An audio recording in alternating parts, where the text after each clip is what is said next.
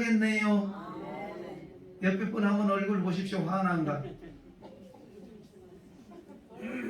은혜 받으면 환해집니다. 시작. 은혜 받으면 환해집니다. 예, 은혜 받으면 환해지고 주름이 다 펴지게 되는 것입니다. 오늘 말씀을 잘 들어보십시오. 내가 어떤 사람인가를 오늘 알면 굉장히 은혜가 삶에서요, 삶이 좀 부드러워지고 막힘들도 해결하는 데 굉장히 많이 도움이 될 것입니다.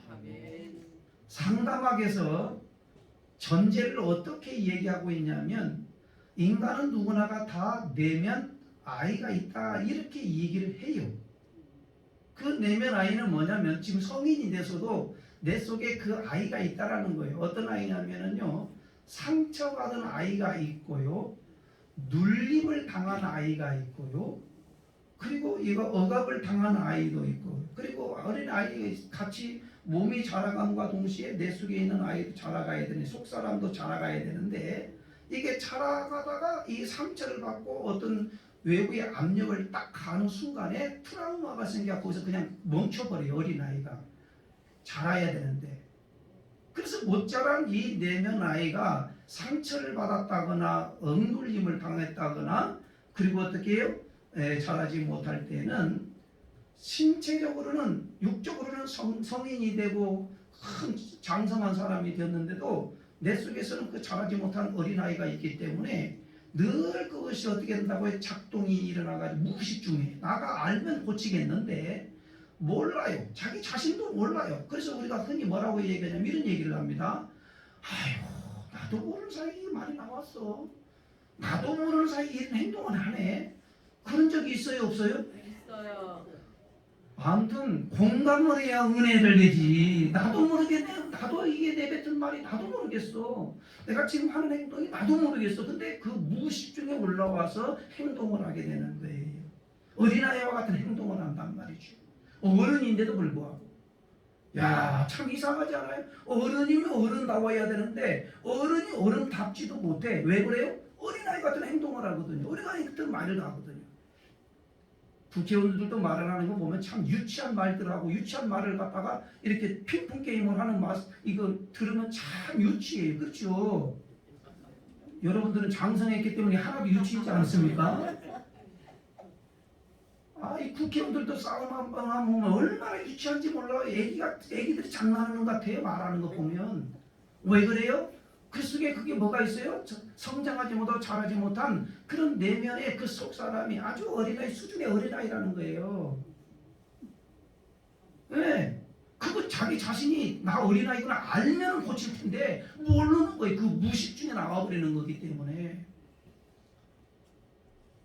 오늘 이것을 잘 알아야 되는 것입니다. 그래서 이것은 병이 아니에요. 치료받아야 할 것이고 발달해 가야 될 것이고 발견되어져야 할 것이에요. 그 병이 아니, 성장해야 돼요. 성숙으로 나아가야 돼요. 발달해야 돼요. 발견해야 돼요. 아멘입니까? 그러니까 우리 성도들도요, 정말 공동체 생활 속에서 왜 이렇게 원만하고 화목을 이루지 못하고 정말 평화하고 기쁘지 못하는가 라고 하는 문제를 상대방에서 찾지 말고 누구에서 찾으라? 나에게서 찾으라는 거예요. 내면 아이가 지금 내가 어떤 사람인지를 알면 너무너무 쉬워요. 너무너무 쉬워. 예, 가정에서도 마찬가지고요. 예, 남편과 아내가 늘 이렇게 다툼이 일어나는 걸 보면은요, 왜 내 말을 이해를 못하냐고, 왜 내 말을 갖다가 골라주냐고, 기가 막히게 못하니. 근데 뭐야, 경당을 들은다면 내 속에 자기 자신이 누군지를 몰라. 그리고 몰라준다고. 여러분, 오늘 말씀을 잘 들으면 내가 지금 억눌려 있는가, 억눌린 아이가 있는가, 상처받은 아이가 있는가, 아니면 자라지 못하고 그냥 멈춰버렸는가를 갖다가 자기 자신이 먼저 깨달으면 주변 사람들이 행복해지는 거예요. 주변 사람들 상처 안 주는 거예요. 자식들에게 상처를 안 준다고요. 그런데 모르면 주변 사람들은 다 나는 최선을 다한다고 하는 거예요. 나는 정말 잘되게 한다고 하는 거예요. 자식들에게. 여러분, 그런데 그게 큰 상처가 돼가지고 나중에 자라지 못해가지고요, 사람 관계 속에서 자 이렇게 원만하지도 못해요. 예? 우리는 내면 아이가 자라지 못한다 해서 비롯된다는 것을 먼저 알고 시작을 했으면 좋겠다. 그걸 갖다가 교회 이게 성경으로 돌아오면 옛사람이라고 하기도 하고 그리고 거듭나지 못한 인생이라고 하기도 하고 그래요. 그러니까 우리가 성경으로 연결을 시킬 줄 알아야 돼요. 옛사람이에요. 그러니까 육으로 나면 그건 분명히 육의 사람이에요. 그러나 거듭나지 못하면 육으로 끝나요. 그러니까 거듭나서 변화가 일어나면 점진적으로 발달이 되고 성숙해 가고 미숙한 떠나가게 되고 다른 사람들과 늘 틀어봤던 사람이 화평을 이루게 하고 화목을 이루게 하고 가정도 평화하게 하고 아멘 할 때까지 내가 있음으로 행복해져. 내가 있음으로 사람들이 불편한 게 아니라 내가 있음으로 주변 사람들이 행복해지는 거. 뭐가 변했다? 속사람이 변한 거야. 속사람이. 그것을 아무리 화려하게 꾸미고 머리핀을 삐들고 붓가시를 넣고 명품을 입고 명품 백가방을 풀었다고 그래서 그 속사람이 바뀌지는가? 오늘 성경은 뭐라고 얘기해요? 그런 거 외모로 치장하려고 하지 말라는 거예요. 외모로 치장하지 말라는 거예요. 예? 한 말씀 한번 읽어보겠습니다. 3절 다 같이 시작.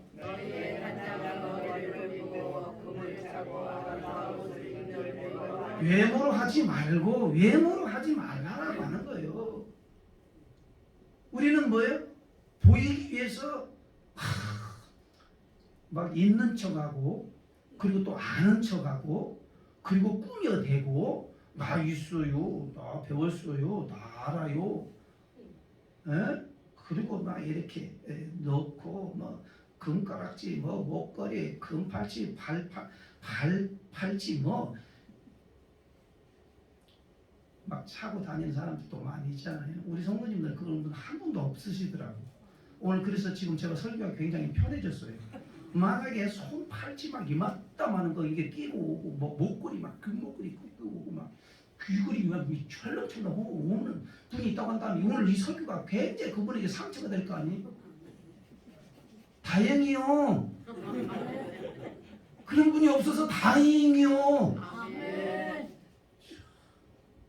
아무리 겉을 꾸며보십시오. 속이 아름답게 단장되어 있지 않으면 그 사람의 인격이 어디서 나오냐? 그 말에서 나오는 거거든요. 말 몇 마디만 딱 건네보면 아 저분이 수준이 어느 걸 다 파악이 되어버리는 거예요. 몇 마디만 딱 건네면 그 사람의 수준을 파악하는 거예요. 행동까지 보면 구체적으로 알아버리는 것이죠.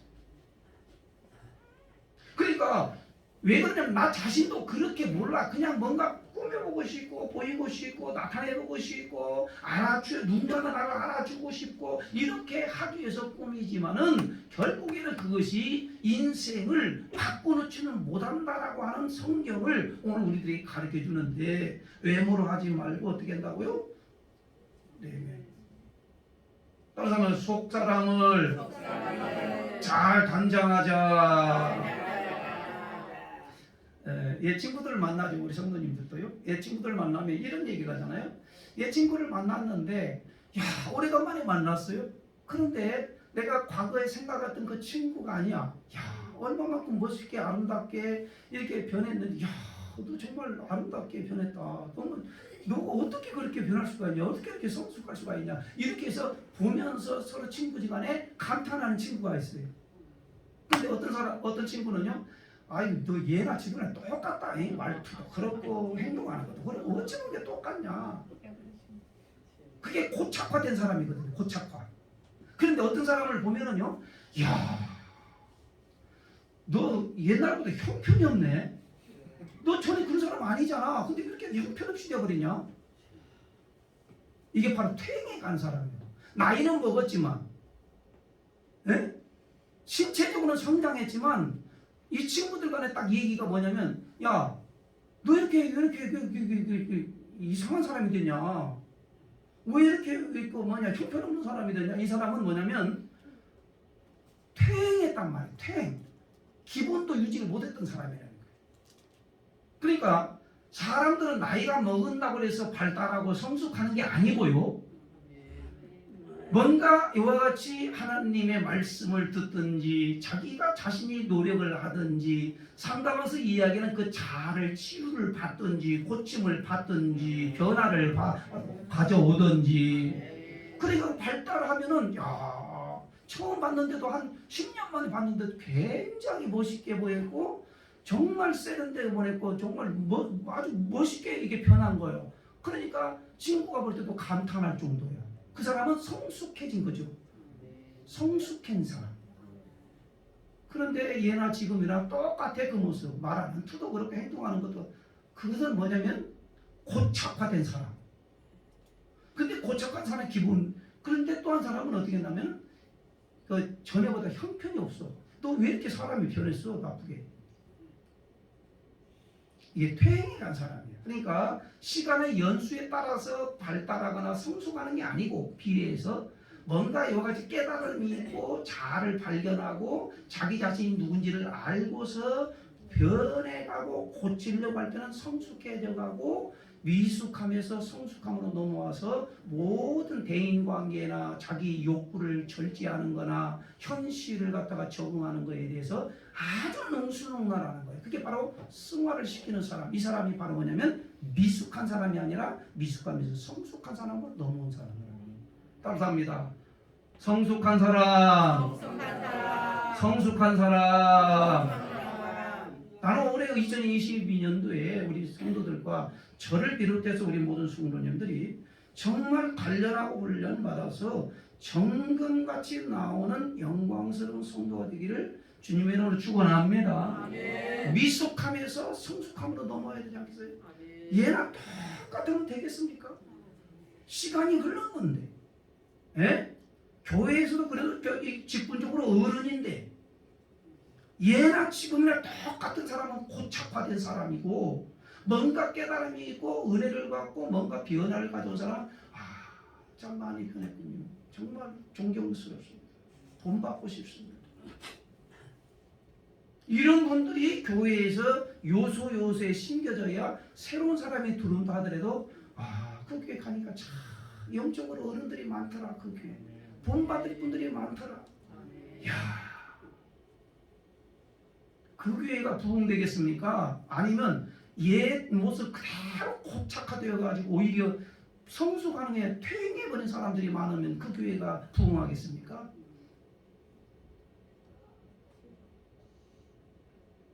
오늘 본문은 그 얘기예요. 겉단장 하려고 하지 말고 속단장 따라합니다. 겉단장 말고 속단장 잘하자. 속단장은 맞으면 내면에 이 아이를 알아야 돼. 자기 자신이 누군지를 알아야 되는 거예요. 자기 자신을 모르기 때문에 무의식 속에서 막 불쑥불쑥 나와버리는 거거든요. 속단장을 잘함으로 내 영혼을 살리고 다른 영혼을 살릴 수 있는 사람.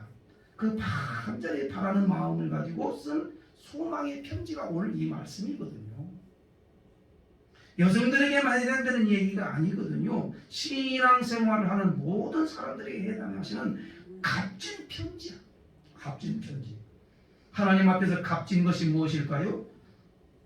겉만 번드는 것이 아니라 말만 번드러지는 것이 아니라 진짜 속사람이 잘 장담되어야 한다. 따라 속사람이 잘 단장되자. 여기서 단장이라는 말이요. 헬라어로 코스모스입니다. 코스모스. 그럼 코스모스는 드대핀 코스모스가 아니에요. 그 코스모스는 헬라의 원 뜻이 뭐냐면 질서라는 뜻이에요. 질서. 그리고 코스모스 그러면 우주라고 하는 뜻이에요. 그리고 꾸밈, 또 장식 이런 의미가 있어요.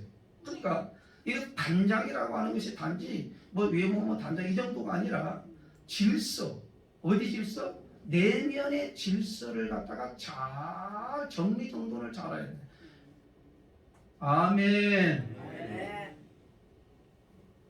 사람들의 관계도 정말 형편없는 사람도 있고요.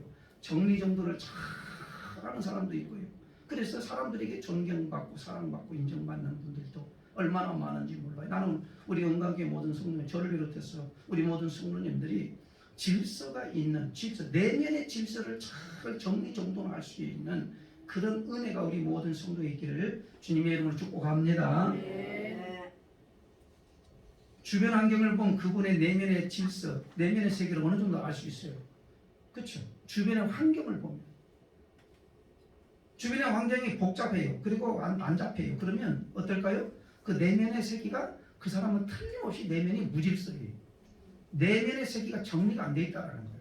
주변에 정리정돈이 안 돼 있고 사람의 관계도 마찬가지 그렇게 질서가 정연하지 않으면 내면의 세계가 틀림없이 내면에 넌 어린 아이가 상처를 받았고 그리고 아직도 자라지 못해 있고 그리고 억눌림을 당해 있다라고 하는 것을 알게 되는 것이죠. 제가 하는 게 아니에요.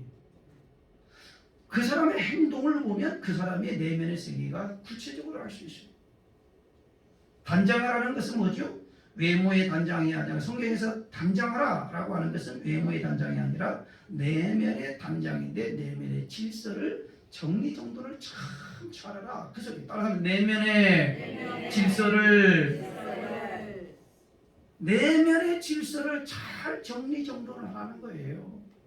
예. 그러면 겉으로는 지저분하게 다니라는 말이냐, 꾸미지 말라는 말이냐, 그리고 다니라는 말이냐. 그게 아니지. 그 말이 아니죠. 그만큼 자기 자신을 외모를 가꿨다면, 보기 좋게 만들었다면, 내면을 더 중하게, 내면의 사람, 속 사람이 더 아름답게, 더 질서 있게, 정돈되어 있는 사람으로 스스로가 가꿔가고 만들어가라 라고 하는 거죠.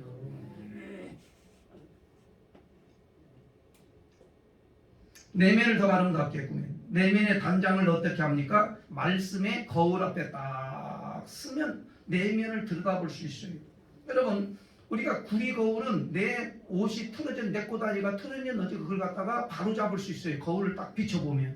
그러면 그때 바로 잡지 아니하면 또 잊어먹어 버려요. 우리는 망각의 동물이기 때문에 아이 그만 고쳐야지 그러고는 이거 거울 비켜나면 안 고치면 그때 또 잊어버린단 말이에요. 여러분 사람의 거울을 통해서 뭘 봐요? 아 저렇게 살면 안 되는구나. 우리는 사람의 거울을 통해서 이 삶이 고쳐져요. 사람의 거울.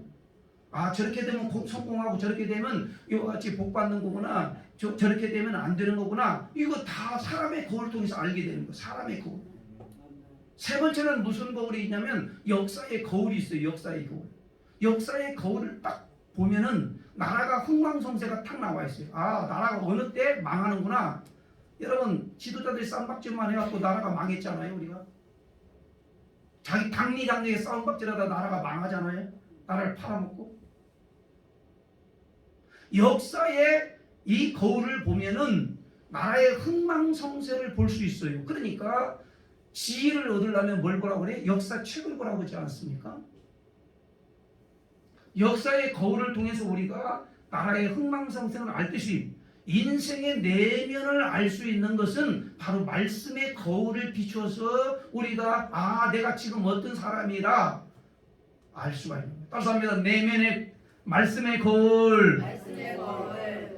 그러니까 늘 말씀을 들으라고 하는 이유가 뭐죠? 말씀을 읽으라고 하시는 이유가 뭐죠? 말씀의 거울을 비춰보면 남들이 말하기 전에 내가 말씀을 읽고서 아이고 막 깨달아지고 막 마음이 찔리기도 하고 말씀대로 안 살고 있구나 내가 지금 어리석은 삶을 살고 있구나 아니면 지금 지혜로운 삶을 살고 있구나 복받을 삶을 살고 있구나 아니면 내가 지금 이렇게 살아서 되겠냐라고 하면서 뭘 통해서 말씀의 거울을 통해서 알게 되고 깨닫게 된다라고 하는 거.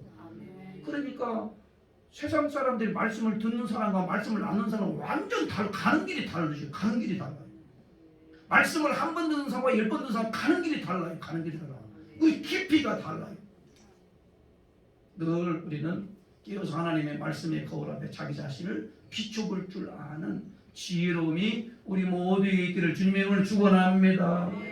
그래서 지금 이 연말 연초에 대해서 이 성경 읽기를 시작한 늘 제가 지금 한 거의 10년째 하고 있는 것 같아요. 보니까 연말 되고 연초가 되기 전에 먼저 성경을 이렇게 붙들자고 하는 것을 이렇게 운동을 하잖아요. 그래서 그게 쭉 따라온 분들 벌써 성경 10독을 넘어가요. 성경 10독. 이 권사님들도 이렇게 10독 넘어, 장로님도 10독 넘어. 왜요? 성경 일독을 어느 정도면 성경 말씀을 모르면 말씀대로 사는 게 아니라 내 멋대로 사는 거예요. 내 멋대로. 아사왕이라는 왕이 있거든요. 아사왕은요, 왕이 되어가지고 우상을 다 때려 부숴요. 그리고 심지어는 어머니 마가라고는 자기 어머니가 있어요. 자기 어머니가 아세라 이 우상을 세워놨다 해가지고 어머니의 위를 폐기시켜버려요. 아들이. 어머니 자기 없어. 그러니까 어머니 폐위를 폐기시킵니다. 그리고 왕이 어머니의 폐위를 폐기시켜요. 그랬던 왕이에요. 아사왕이. 그리고 우상을 다 부숴버렸던 왕이. 하나님을 잘 경외했던 왕이. 그런데 시간이 지나니까 39년째쯤 되니까 어떤 현상에는 이게 발에 발병이 생기죠. 그런데 하나님을 의지하지 아니하고 말씀으로 돌아오지 아니하고 말씀을 버리고 하나님을 버리고 누구에게 찾아가냐면 인간 의사를 의지해요. 인간 의사. 사람을 의지하는 거죠. 하나님과는 관계없어요. 그래서 결국에는 다리 발병이 나가고 2년 만에 죽어요. 아사왕. 여러분 무서운 거 아니겠어요? 처음만 잘하는 게 중요한 게 아니라 끝까지 잘해야 된다. 따라서 하면 끝까지. 나는 오늘 여러분과 제가 2022년도에 정말 우리 은강교회 영광스러운 일이 지금 예비되어 있고 우리 성도님 믿음으로 잘 세워져야 되겠고 그리고 하나님의 영광을 돌려서 모든 가정, 모든 성도, 모든 자손들이 다 하나님의 축복에 임하기를 간절히 바라면서 매주마다 이 주일날 지금 얘기하지 변화되어야 된다. 새롭게 돼야 된다. 말씀을 붙들어라. 그래서 같이 기도하자. 하는 이유가 뭘까요? 1월 달에는 그렇게 영적으로 잘 준비시켜 놓으면 어떤 환난, 어떤 고난, 어떤 힘든 일이 생겨도 이 믿음이 내공이 쌓이는 사람은 두려워할 것이 없어요. 오히려 뭐라고 노래하느냐? 아, 이 고난을 통해서 하나님의 큰 역사가 일어나겠구나. 할렐루야. 이런 게 신앙이고 이게 힘이고 이게 능력인 것 아니겠어요? 세상적으로 조금 잘못됐다고 그래서 직장을 조금 잃었다고 그래서 병이 조금 찾아왔다고 그래서 낙심난 일이 생겼다고 그래서 여러분 처져가지고 주저앉아 있는 게 아니고 하나님이 이 일을 통해서 내게 깨닫게 해주시는구나. 할렐루야. 내면을 들여다보지 못한 이렇게 이 아사왕은 이렇게 해서 그냥 인생을 끝냈지만은 다윗 왕이라고 하는 사람이 있어요. 모든 왕들의 기준이 되었던 다윗 왕은 내면을 들어볼 줄 아는 사람이었어요. 그래서 죄를 갖다가 신랄하게 지적했던 친구 나단 선지자가 와요. 다윗에게 당신이 그 죄를 지은 것 아니냐? 부하의 부인을 갖다가 범한 것 아니냐? 그것도 당신 아니냐? 선지자가 왕에게 딱 질책을 했을 때 다윗은 거기서 무릎을 꿇어요. 그리고 회개해요. 그리고 눈물을 침상을 젖게 만들어요. 여러분 누가 훌륭한 사람입니까? 자기 자신의 잘못이 뭔지를 알아야 고백을 하고 고치고 세우게 되는데 전혀 모르는 아사왕은 그냥 그걸로 끝내버렸지만은 다윗 왕은 정말 하나님 앞에 딱 무릎을 꿇고 침상을 젖도록 이와 같이 회개하면서 다시 돌아서는데 그 일 이외에는 죄를 범한 일이 없더라라고 하는 성경이 기록해 주시죠. 그래서 너는 내 마음에 합한 자다. 내가 너를 통하여서 나의 모든 뜻을 이루리라. 따라서 합니다. 나의 모든 뜻을 너를 통하여 이루리라. 이루는 애 우리 모든 성도 있기를 축원합니다.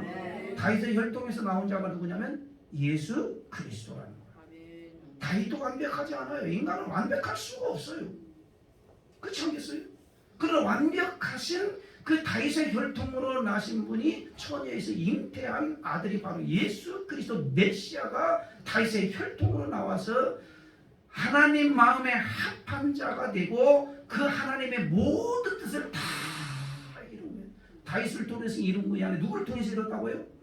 예수 그리스도를 통해서 다 이뤘기 때문에 우리가 의지할 분은 예수 그리스도밖에 없어요. 나도 허물이 있어요. 여러분만 허물이, 저도 허물이 있고요. 죄가 있어요. 그리고 내면 아이가 나도 있어요. 그건 저는 이와 같이 인식을 해야 돼요. 자기 자신이 누군지를 알아야 되는 거. 그래야 고쳐지는 거예요. 그 무의식 속에서 불쑥불쑥 나오는 거 있잖아요. 자기 자신이 누군지를 몰라요. 그러니까 못 고치는 거예요. 근데 그것이 의식화되면 고쳐요. 아, 이것이 나쁜 거야. 이것이 나쁜 거기 때문에 반드시 나는 고칠 거야. 꺾어버릴 거야. 의식화되면 고치는데 의식화되기까지는 무의식 속에서 불쑥불쑥 나오기 때문에 못 고쳐요. 그래서 말씀을 들으면 고칠 수 있다. 그러면 말씀을 들으면 고쳐집니다. 그 성령이 그 사람에게 들어가니까 그 성령이 그걸 다 알게 해주고 깨닫게 해주셔서 내가 이렇게 생활을 하면 안 되지 라고 하는 거예요. 그래서 여러분 속사람이 단장된다는 게 뭐냐면 한번 따라서 하면 자아가 강건하게 되는 것입니다. 성경은 뭐라고요? 요한 3서 1장 2절 말씀 보면 영혼이 잘됨 같이 범사가 잘되고 강건하게 할지어다 라고 하는 말이에요. 강건이 뭐예요? 강건이 건강하고 건실하고 분별력이 있다 그 뜻이에요. 그러니까 이거는 생각을 해보세요. 자아가 이와 같이 힘이 있고 분별이 있고 영적으로 건강하고 영적으로 건전해지면 보는 눈이 달라져요. 그런데 상처가 있는 분들은요 모든 걸 보는 게 전부 다 굽어 보이는 거죠. 저는 초등학교 그 국민학교 때죠. 자연 시간에 안 졸았던 것 같아. 자연 시간에 뭘 배웠냐면요.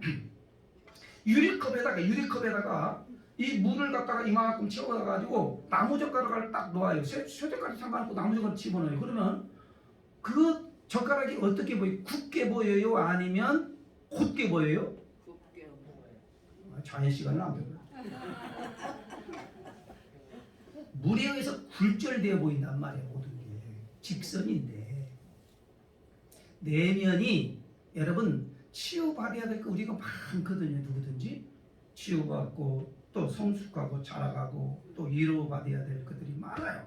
그런데 그것들이 자기 자신을 누르고 있기 때문에 절대로 모든 게 다 좋은 것도 다 굽어 보이는 거예요. 좋은 말도 굽어서 듣는 거고 구부러지는 거죠.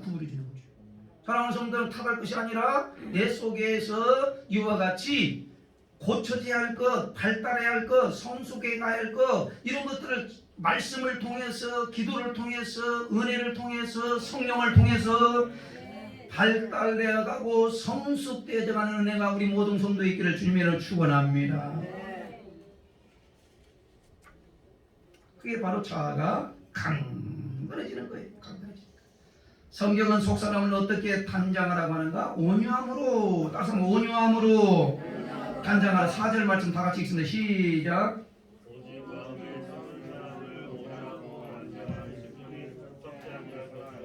할렐루야. 따라서 합니다. 온유함으로 단장하라. 온유함이란 뭐냐? 분노, 이기심, 화의 반대말이에요. 그러니까 이기심의 반대말, 분노의 반대말, 화의 반대말이 온유예요. 온유. 그러니까 온유함으로 네 속사람을 잘 단장해라고 하는 게 바로 뭐예요? 온유함으로 말미암아 내 속사람이 변화가 되니까 내로 인해서 행복해지는 사람 점점 많아지는데 내가 온유한 심령을 가지고 변화되지 아니하면 온유함으로 변화되지 아니하면 결국에는 주변 사람들을 굉장히 힘들게 하고 괴롭히고 상처 입히는 거예요. 누구나 다. 가정에서도 가장 많이 일어나는 거예요. 왜? 장점보다는 단점이 더 많이 드러나거든. 그런데 온유함으로 예수님은 이 온유함이 예수님의 통치술이죠. 그래서 산상수훈에 마음이 온유한 자는 복이 있나니 땅을 기업으로 받을 것이요 라고 하는 말씀을 주시오. 온유라고 하는 것은 겸손하고 이기심이 없고 친화력이 있는 마음을 마땅할 뿐만 아니라 이겁니다. 온유는 잘 훈련된 힘 있는 말. 한 따라서 합니다. 잘 훈련된 힘 있는 말. 온유라고 하니 부드러운 정도가 아니에요. 잘 훈련된 힘 있는 말이 그게 온유예요. 그래서 부드러운 카리스마가 무섭다고 해요. 윤상화라는 사람이 있어요. 배우가. 일본 사람들에게 아주 막 우상이죠. 근데 그에게 뭐가 있었기 때문에 그렇게 우상적인 존재가 되어버렸죠? 그에게 그 여성들이 뭘 봤어요? 이볼 여성들이 그 부드러운 카리스마를 본 거예요. 쓰러뜨게 감. 놀래지도 않아요. 그 부드러운 카리스마. 여러분, 온유함이라고 하는 것은 그냥 부드럽고 겸손하고 나약하고 이런 정도가 아니라 잘 훈련된 힘 있는 말. 따라서 온유란 잘 훈련된 힘 있는 말입니다. 그게 온유예요. 그래서 성경은 누가 온유함에 승하다고 했냐면 모세라는 사람은 이렇게 얘기를, 하나님이 모세를 갖다가 모든 사람들보다 온유함이 승한 사람이 모세를 지적하는데, 한 말씀 한번 같이 읽어보겠습니다. 민수기 12장 3절 말씀 시작. 이 사람 모세는 온유함이 지면에 모든 사람보다 승하다. 저기 뒤편에 머리 들고 같이 읽어요. 시작. 이 사람 모세는 온유함이 지면의 모든 사람보다 승하다. 말씀을 읽어야 은혜가 되는 거예요. 교회 오셔서 말씀 듣고 변화받고 새 사람 되고 속사람이 변화가 되어서 힘 있는 사람이 되고 영향력을 끼치는 사람이 되고, 어디 가서나 존경과 사랑을 받아야 되지. 맨날 비난의 대상이 되면 되겠습니까? 예수 믿는 사람들이 화평을 이루고 기쁘고. 그래서 속사람이 변화되니까 어떻게 되나? 미성숙에서 성숙한 사람으로 변합니다. 이기적인 사람이 이타적인 사람으로 변하고, 분노를 일삼는 사람이 화평을 이루게 되고, 불협화음에 이와 같이 내는 사람이 화문의를 이루게 되고, 이것이 다 속사람이 잘 단장된 자의 모습이다. 따라하면 속사람이 단장된 모습. 그러면 모세가 하루아침에 그렇게 된 건 아니죠. 궁궐에 있을 때에는 40세가 될 때까지 왕궁에 있었어요. 그래서 여러분, 왕궁에 있다가 광야에 나가니까 히브리인과 이 애굽인과 싸움박질할 때에 얼마나 자기 의가 막 충만했냐면, 그 자기 동족을 죽인다고 해서 애굽인을 쳐서 죽여가 모래에다 묻어볼 정도로 아주 이렇게 무자비한 사람이었어요. 자기 의가 충만한 사람이었어요. 폭력적이었어요. 그리고 비인격적이었어요, 모세는. 근데 왜 무슨 온유함이 승하다고 할까요? 여러분, 사람이 그래요. 누구나가 다. 여러분, 모세만 그런 게 아니고 여기 앉아 여러분이나 저나 마찬가지예요. 다듬어지지 않으면, 훈련되지 않으면 모세가 40년 동안에 왕궁에 있을 때와 똑같게 되는 거예요. 그러나 그게 승하다라고 하는 건 뭐냐면, 어디서 훈련받았죠? 미디안이라고 하는 광야 40년 동안 훈련받지 않습니까? 그래서 결국에는 미디안 40년 동안 훈련받은 다음에 모세가 온유한 사람으로, 하나님 앞에 절대 복종하는 사람으로, 나 같은 것이 무슨 애굽에 들어가서 자기 백성을 건져내라는 말입니까? 라고 할 정도로 완전히 겸손한 자가 되지. 훈련받지 아니하고 하나님의 일을 하게 되면 왕궁에 있는 모세처럼 자기 의에 충만해가지고 하는데, 그 자기 의에 충만하는 것은 하나님 앞에 영광스럽지가 않는 거예요. 자기 의에 충만함이 아니라 하나님의 의로 충만하여서 하나님이 잘 갖다 어떻게 나오지를 독립적으로 잘 세우고 있는 거예요. 할렐루야. 오늘 나머지는 제가 다 오후에 조금 하려고요. 오늘 여기까지만 제가 하려고 하는데, 여러분 오늘 우리 말씀을 잘 들으시고 정말 속사람이 바뀌어져야 주변 사람들이 행복해진다라는 거, 속사람이 거듭나지 아니하면 늘 불협화음을 이루는 사람이 된다라고 하는 거, 그리고 나 자신을 내면을 들여다볼 줄 알아야 된다라고 하는 거. 내가 지금 뭐에 눌리고 있지? 내가 자라지 못한 내면 아이가 지금 어떤 상태에 울고 있어요. 그리고 아우성치고 있어요. 힘들다고. 그러면 이걸 달래주고 위로받을 수 있고 치료받을 수 있는 길을 찾아내야 가정의 화평을 이루고 기쁘거든요. 오늘 이 말씀을 여러분 잘 명심하시고 자아를 이와 같이 강단하게 만들고, 마지막은 영원히 목적적 수단이 되게 해야지. 예수 믿는 것을 어떻게 한다고요? 내가 잘 되기 위해서 해야 된다. 출세하기 복받기 위해서 기도한다. 이거 틀렸어요.